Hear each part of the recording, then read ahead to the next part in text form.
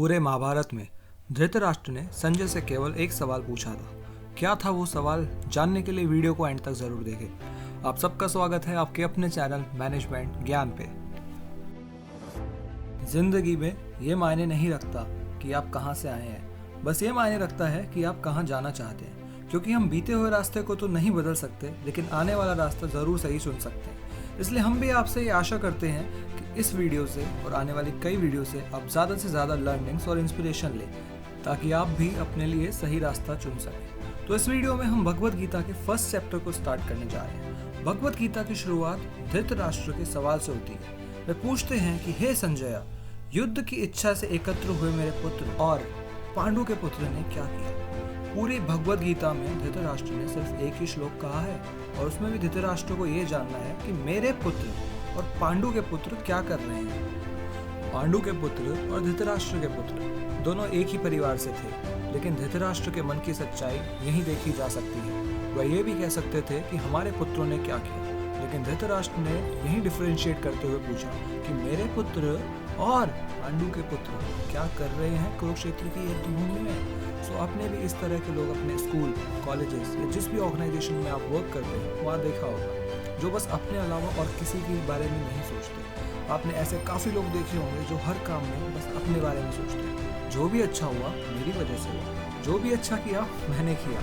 वो दूसरों को क्रेडिट देने में या किसी की तारीफ करने में हमेशा पीछे रहते हैं। लेकिन आपने इनके अपोजिट लोग भी देखे होंगे जो कुछ भी अच्छा करते हैं तो ज़्यादातर दूसरों को क्रेडिट देते हैं और प्रशंसा करते हैं, और कोई भी गलती होती है तो उसे अपने ऊपर ले लेते हैं। This is what we called we approach versus me approach, या हम इसे आई वर्सेस वी अप्रोच भी कहते हैं। डिफरेंस ओनली एक लेटर का है, लेकिन ये एक लेटर बहुत बड़ा डिफरेंस कर देता है। क्योंकि एक्सपेक्टेशन तो बहुत लोग रखते हैं, लेकिन एक्सेप्टेशन बहुत कम। तो ये आपके ऊपर डिपेंड करता है कि आपको किस डायरेक्शन में जाना है। Because when I replaced with we, even illness become wellness. Now it depends on you that what you have to become, ill or well. दुनिया के सबसे रिचेस्ट पर्सन को तो आप जानते ही होंगे, जी हाँ, जेफ बेजोस, जिसने अमेज़न कंपनी की शुरुआत की थी। वो भी पहले आई पीपल की कैटेगरी में आते थे, लेकिन जैसे जैसे टाइम बीतता गया उन्होंने सीखा और समझा कि वी का यूज़ किस तरह करना चाहिए और उसे अपने लिए और अपनी कंपनी के लिए अप्लाई करना कितना ज़रूरी है। अपने बचपन में शिकारी और कबूतर की कहानी तो ज़रूर सुनी होगी। एक दिन कबूतर भोजन की तलाश में उड़ रहे थे। उन्हें जमीन पर ढेर सारे दाने बिखरे हुए दिखाई दिए। सभी कबूतर दाना चुगने के लिए जमीन पर उतर गए, लेकिन वहां तो पहले से ही शिकारी ने जाल बिछाया हुआ था और बेचारे कबूतर उस जाल में फंस चुके थे। जाल में फंसने के बाद कबूतर बहुत उदास हो गए थे, क्योंकि वे जानते थे कि उनका अंत निकट था। तभी कबूतरों के नेता ने उन्हें हिम्मत न हारने की सलाह दी। उनसे कहा कि यदि वे एकजुट होकर जोर लगाएंगे तो वे जाल को लेकर उड़ सकते हैं। वह एक बुद्धिमान कबूतर था जिसे एकता की शक्ति का पता था। सभी कबूतरों ने एक साथ जोर लगाया और जाल को लेकर उड़ गए। यह देखकर शिकारी बहुत ज्यादा हैरान हो गया। काफी देर उड़ने के बाद वे इसी जगह पर पहुंचे जहां पर कबूतरों के नेता का पुराना दोस्त रहता था। वह एक चूहा था।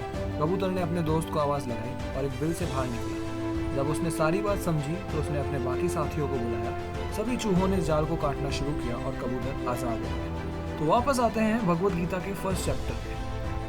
तो धृतराष्ट्र पहले से ही जानते थे कि उनके पुत्र जो भी कर रहे हैं वो बिल्कुल सही नहीं है, और संजय समझ गए थे कि धृतराष्ट्र का सवाल करने का क्या मकसद है। धृतराष्ट्र को ये बिल्कुल उम्मीद नहीं थी कि उनके पुत्र कभी भी ये युद्ध जीतेंगे, लेकिन फिर भी संजय उनके हारे हुए मन को और उदास नहीं करना चाहते थे, और उन्हें बताया कि उनके पुत्र इस पवित्र स्थान के लिए कोई भी समझौता करने के लिए तैयार नहीं है। और संजय ने धृतराष्ट्र को यह भी बताया कि उसका पुत्र दुर्योधन पांडव की सेना को देखकर तुरंत अपने सेनापति द्रोणाचार्य के पास गए और उनको रियल सिचुएशन के बारे में बताया। तो क्या थी वो रियल सिचुएशन जो दुर्योधन अपने सेनापति द्रोणाचार्य को बताने गया था, देखते हैं नेक्स्ट वीडियो में। मैं उम्मीद करता हूँ कि इस वीडियो से आपको काफ़ी ज़्यादा लर्निंग्स और इंस्पिरेशन मिली होगी। तो आज जो भी आपने लर्निंग और इंस्पिरेशन ली है, सोचिए उसके बारे में कि किस तरह से आप उसे अपनी रियल लाइफ में अप्लाई कर सकते हैं। लाइक करिएगा अगर आपको ये वीडियो पसंद आया तो, और ऐसे ही प्रैक्टिकल प्रॉब्लम सॉल्विंग वीडियोस को देखते रहने के लिए चैनल को सब्सक्राइब जरूर करें और बेल आइकन को दबाना ना भूलें। और हाँ, अपने दोस्तों और फैमिली मेम्बर्स के साथ ज़रूर शेयर करें।